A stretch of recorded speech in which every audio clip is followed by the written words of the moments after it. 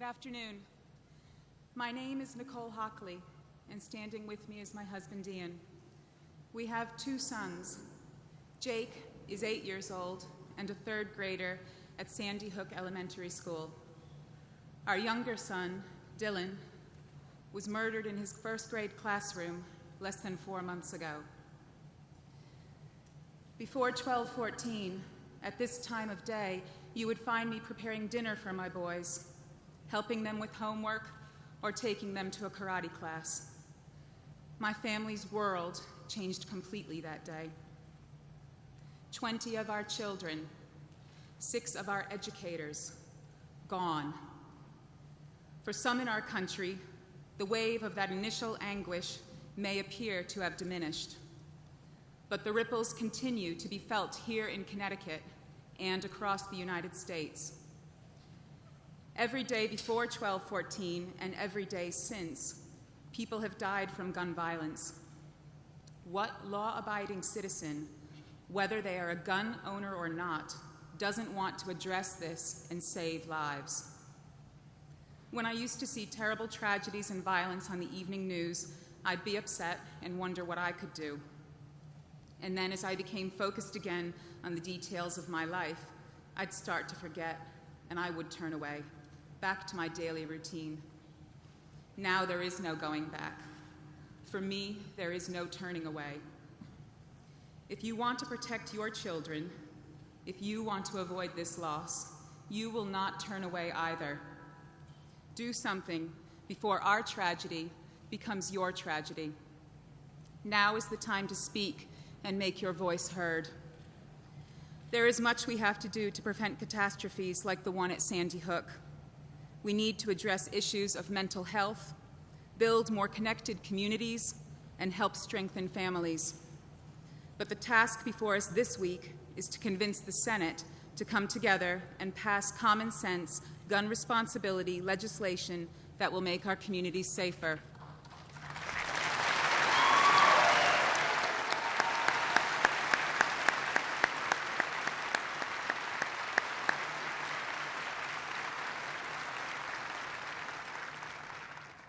Before last month, I had never made a case to a legislator. We approached the Connecticut legislature with love and logic, and they listened.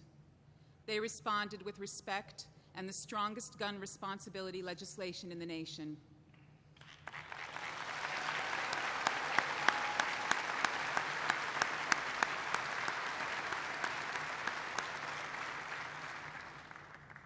My expectations for Congress are high. I believe that with that same approach of love and logic, Congress will be persuaded to act. For days after Dylan was killed, I was so filled with grief I felt unable to move. Paralyzed from shock, hollow and empty from the sorrow of losing my precious boy. And there are still many days when I feel like that. But though sometimes the waves of sadness are so great they threaten to drown me, I stand before you now and ask you to stand with me, with all the families, those in Sandy Hook and those in all the other towns and cities across our great nation that have lost loved ones to gun violence. Help this be the moment when real change begins. Help this be the beginning of turning tragedy into transformation for us all. That is what the President is doing.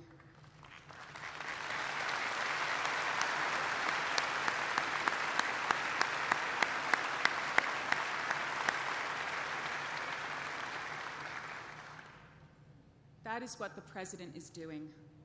And that is why it gives me great pleasure to introduce him now, the President of the United States, Barack Obama.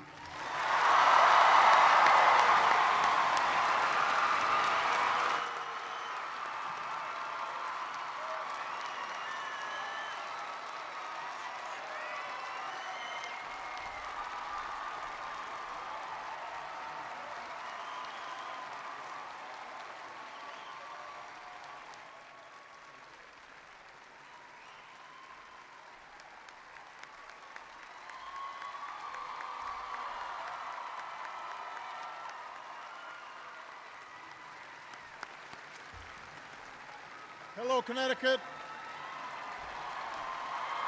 Thank you.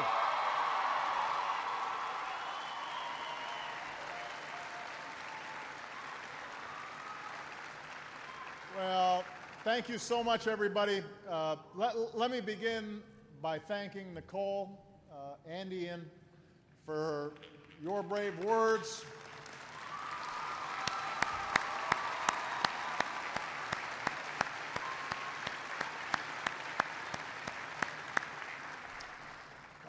I want to thank them and all the Newtown families who've come here today, including your first selectman, Pat Lodra.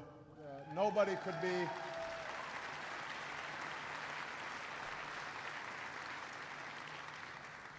be more eloquent than Nicole and the other families on this issue.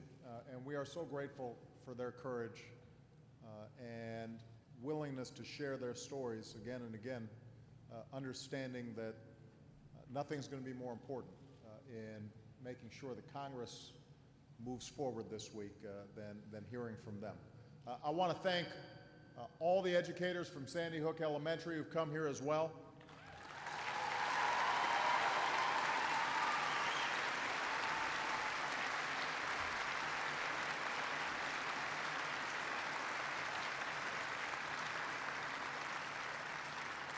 The survivors, I love you back, I do. The survivors who still mourn and grieve, but are still going to work every day to love and raise those precious children in their care as fiercely as ever. I want to thank Governor Malloy for his leadership. Very proud of him. I want to thank the University of Hartford for hosting us this afternoon.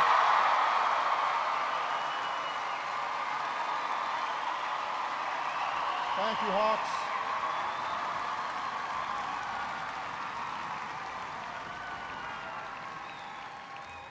And I want to thank the people of Connecticut for everything you've done to honor the memories of the victims, because you're part of their family as well. One of your recent alumni, Rachel Davino, was a behavioral therapist at Sandy Hook. Two alumni of your performing arts school, Jimmy Green and Nelba Marquez Green, lost their daughter, Anna, an incredible, vibrant young girl who looked up to them and learned from them and inherited their talents by singing before she could talk. So every family in this state was shaken by the tragedy of that morning. Every family in this country was shaken. We hugged our kids more tightly. We asked, what could we do as a society to help prevent a tragedy like that from happening again? And as a society, we decided that we have to change. We must. We must change.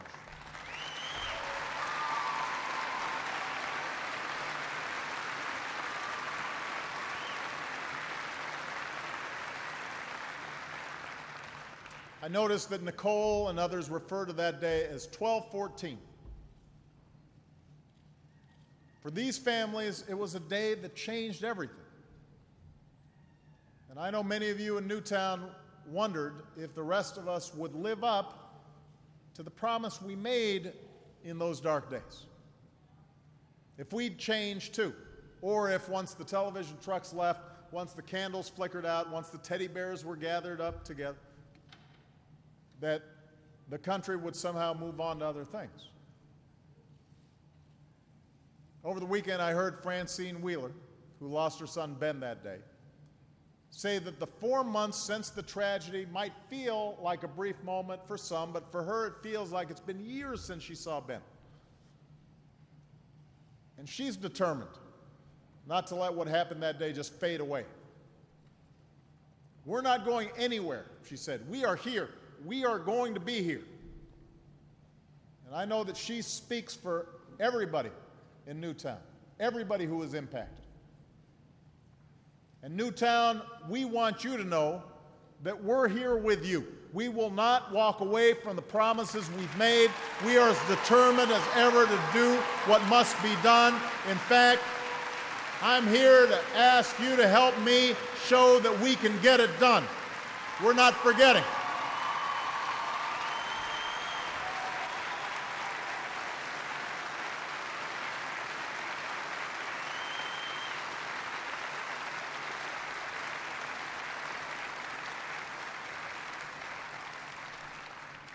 We can't forget.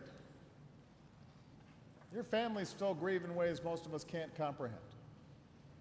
But so many of you have used that grief to make a difference.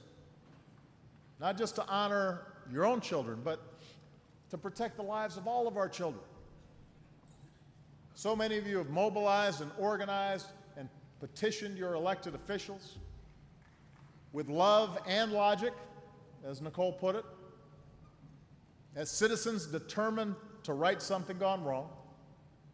And last week, here in Connecticut, your elected leaders responded. The Connecticut legislature, led by many of the legislators here today, passed new measures to protect more of our children and our communities from gun violence. And Governor Malloy signed that legislation into law.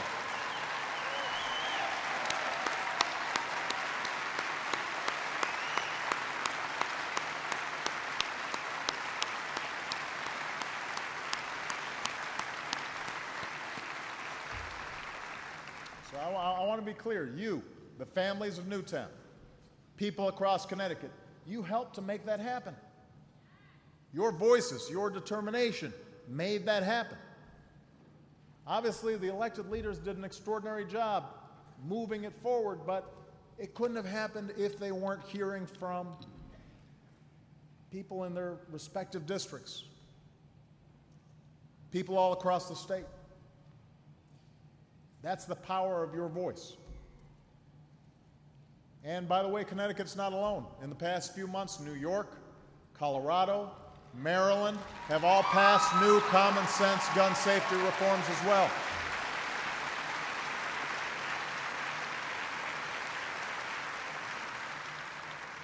These are all states that share an awful familiarity with gun violence, whether it's the horror of mass killings or street crime that's too common in too many neighborhoods.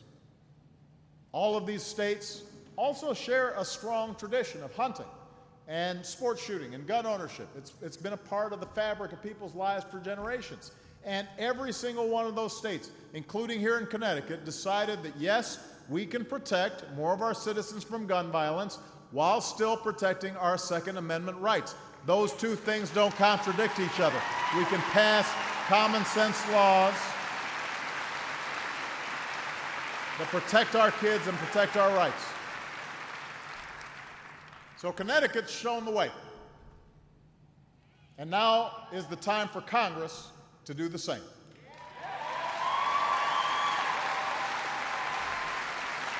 Now's the time for Congress to do the same. This week is the time for Congress to do the same.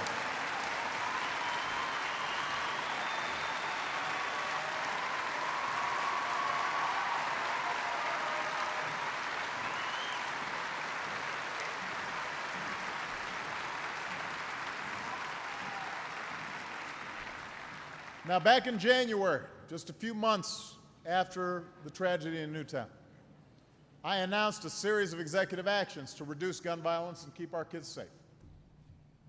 And I put forward common sense proposals, much like those that passed here in Connecticut, for Congress to consider. And you'll remember in my State of the Union address, I urged Congress to give those proposals a vote. And that moment is now. As soon as this week, Congress will begin debating these common sense proposals to reduce gun violence. Your senators, Dick Blumenthal and Chris Murphy, they're here. Your representatives, John Larson, Rosa DeLauro, Elizabeth Esty, Jim Himes, Joe Courtney, they're all pushing to pass this legislation.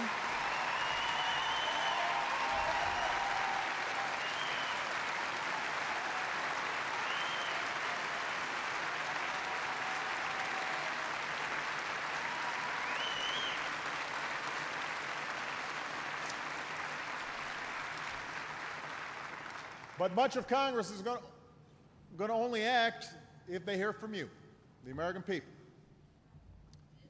So here's what we have to do. I appreciate that. Here's what we've got to do. We have to tell Congress it's time to require a background check for anyone who wants to buy a gun so that people who are dangerous to themselves and others cannot get their hands on a gun. Let's make that happen.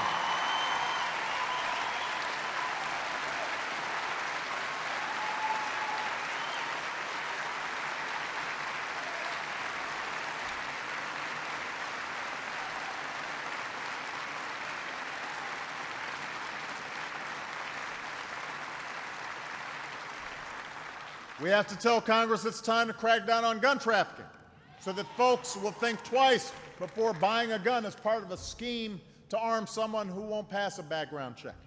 Let's get that done.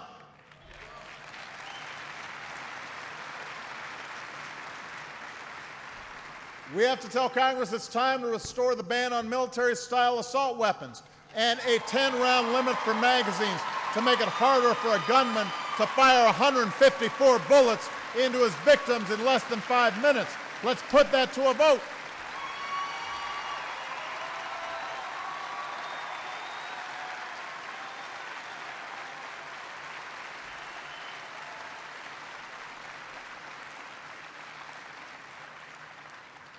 We have to tell Congress it's time to strengthen school safety and help people struggling with mental health problems get the treatment they need before it's too late. Let's do that for our kids and for our communities.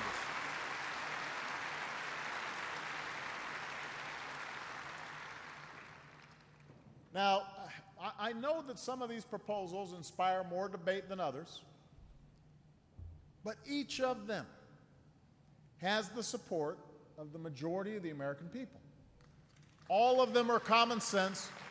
All of them deserve a vote. All of them deserve a vote.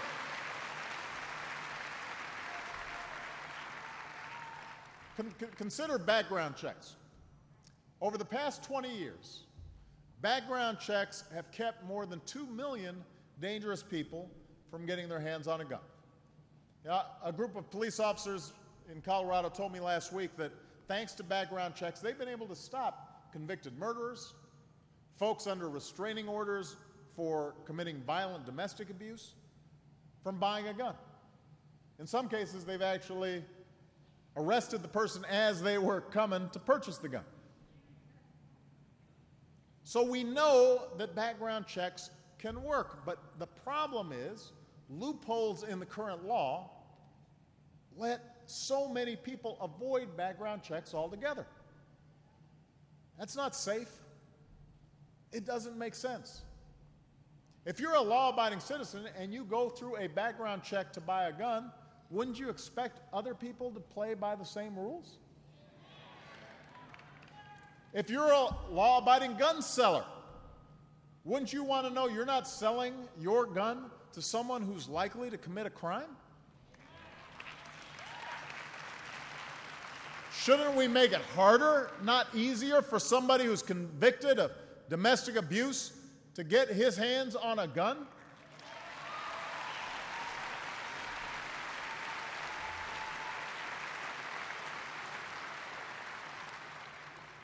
It turns out 90% of Americans think so. 90% of Americans support universal background checks. Think about that. How often do 90% of Americans agree on anything? And yet 90% agree on this. Republicans, Democrats, folks who own guns, folks who don't own guns, 80% of Republicans, more than 80% of gun owners, more than 70% of NRA households. It is common sense. And yet, there's only one thing that can stand in the way of change that just about everybody agrees on, and that's politics in Washington. You would think that with those numbers, Congress would rush to make this happen. That's what you would think.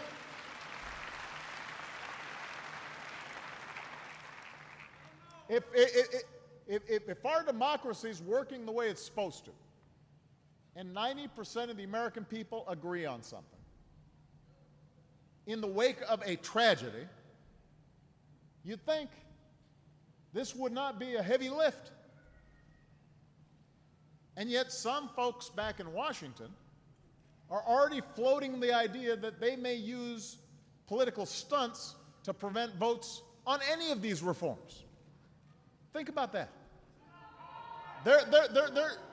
They're not just saying they'll vote no on ideas that almost all Americans support.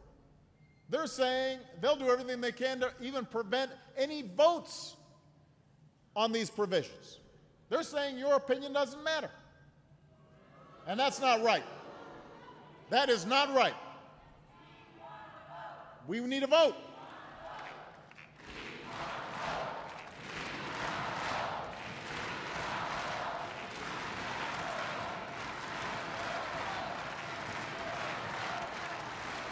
We need a vote.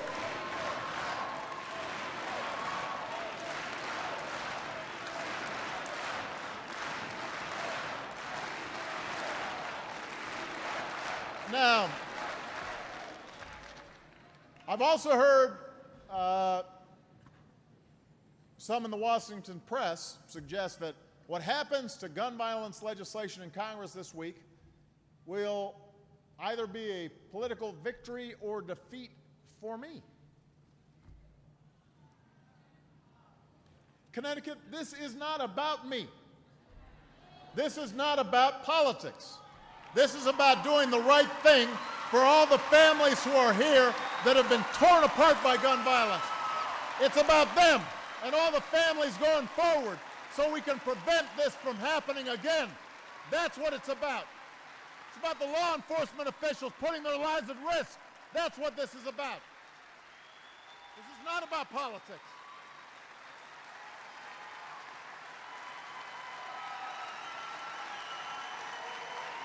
This is not about politics.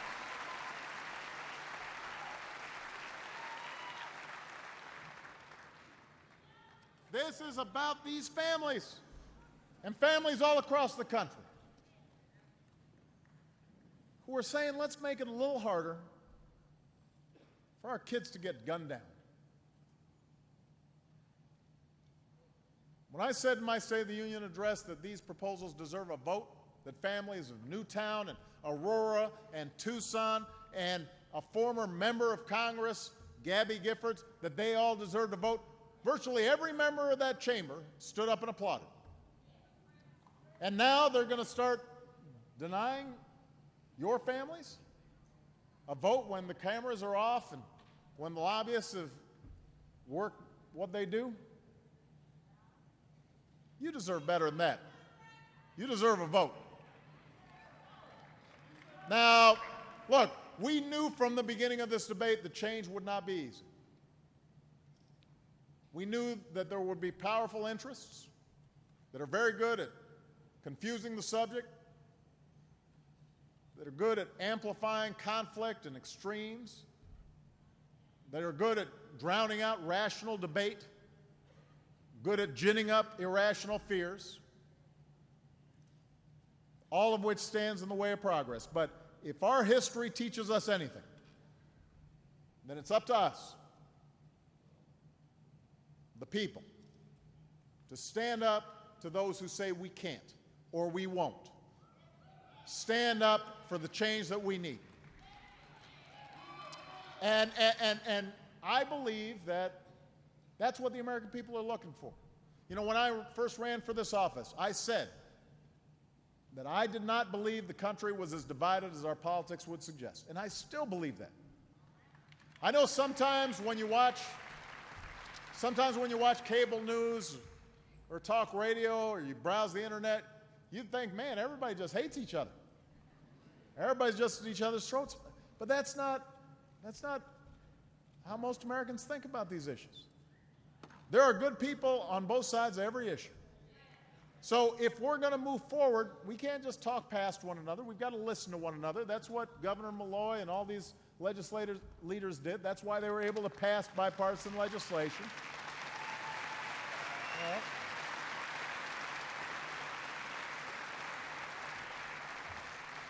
I've got stacks of letters from gun owners who want me to know that they care passionately about their right to bear arms, don't want them infringed upon. And I appreciate every one of those letters. I've learned from them. But a lot of those letters, what they've also said is, they're not just gun owners, they're also parents or police officers or veterans. And they agree that we can't stand by and keep letting these tragedies happen, that with our rights come some responsibilities and obligations to our communities and ourselves, and most of all to our children. We can't just think about us, we've got to think about we, the people. You know, I was in Colorado. I told a story about Michelle. She came back from a trip to rural Iowa. We were out there campaigning. Sometimes it'd be miles between farms, let alone towns. And she said, you know, coming back, I can understand why somebody'd want a gun for protection. You know, if somebody drove up into the driveway and, Barack, you weren't home, sheriff lived miles away, I might want that security. So she could understand what it might be like in terms of somebody wanting that kind of security. On the other hand, I also talked to a hunter last week who said, all my experiences with guns have been positive, but I also realized that for others, all their experience with guns have been negative. And when he said that, I thought about the mom I met from suburban Chicago whose son was killed in a random shooting. And this mom told me, I hate it when people tell me that my son was in the wrong place at the wrong time. He was on his way to school. He was exactly where he was supposed to be. He was in the right place at the right time, and he still got shot. The kids at Sandy Hook were where they were supposed to be. So were the moviegoers in Aurora. So were those worshipers in Oak Creek. So was Gabby Gifford. She was at a supermarket listening to the concerns of her constituents. They were exactly where they were supposed to be. They were also exercising their rights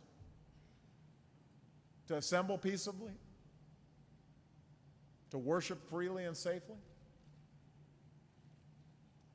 They were exercising the rights of life and liberty and the pursuit of happiness. So surely we can reconcile those two things. Surely America doesn't have to be divided between rural and urban and Democrat and Republican when it comes to something like this. If you're an American who wants to do something to prevent more families from knowing the immeasurable anguish that these families here have known, then we have to act. Now's the time to get engaged. Now's the time to get involved. Now's the time to push back on fear and frustration and misinformation. Now's the time for everybody to make their voices heard, from every state house to the corridors of Congress. And I'm asking everyone listening today, find out where your member of Congress stands on this. If they're not part of the 90% of Americans who agree on background checks, then ask them, why not? Why wouldn't you want to make it easier for law enforcement to do their job? Why wouldn't you want to make it harder for a dangerous person to get his or her hands on a gun? What's more important to you? Our children or an A grade from the gun lobby? You know, I've heard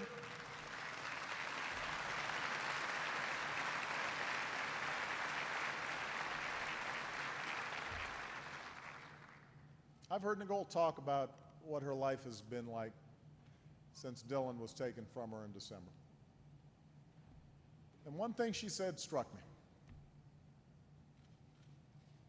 She said, every night I beg for him to come to me in my dreams so that I can see him again. And during the day, I just focus on what I need to do to honor him and make change. Now, if Nicole can summon the courage to do that, how can the rest of us do any less? How can we do any less? If there's even one thing we can do to protect our kids, don't we have an obligation to try? If there's even one step we can take to keep somebody from murdering dozens of innocents in the span of minutes, shouldn't we be taking that step?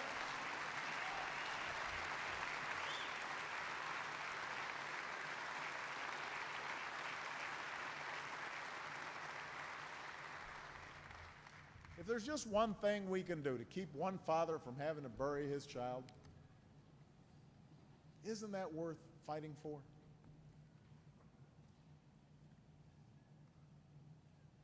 I've got to tell you, I've had tough days in the presidency. I've said this before. The day Newtown happened was the toughest day of my presidency. But I got to tell you, if we don't respond to this, that'll be a tough day for me too. Because we've got to expect more from ourselves. And we've got to expect more from Congress. We've got to believe that, every once in a while, we set politics aside and we just do what's right. We've got to believe that. And if you believe that, I'm asking you to stand up. If you believe in the right to bear arms like I do, but think we should prevent an irresponsible few from inflicting harm, stand up. Stand up.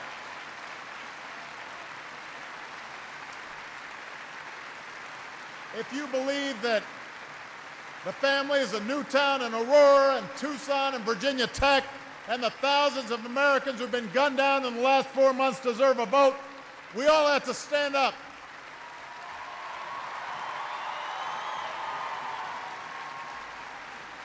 If you want the people you send to Washington to have just an iota of the courage that the educators at Sandy Hook showed when danger will ride on their doorstep, then we're all going to have to stand up. And if we do, if we come together and raise our voices together and demand this change together, I'm convinced cooperation and common sense will prevail. We will find sensible, intelligent ways to make this country stronger and safer for our children. So let's do the right thing. Let's do right by our kids. Let's do right by these families. Let's get this done, Connecticut. Thank you. God bless you. God bless the United States of America.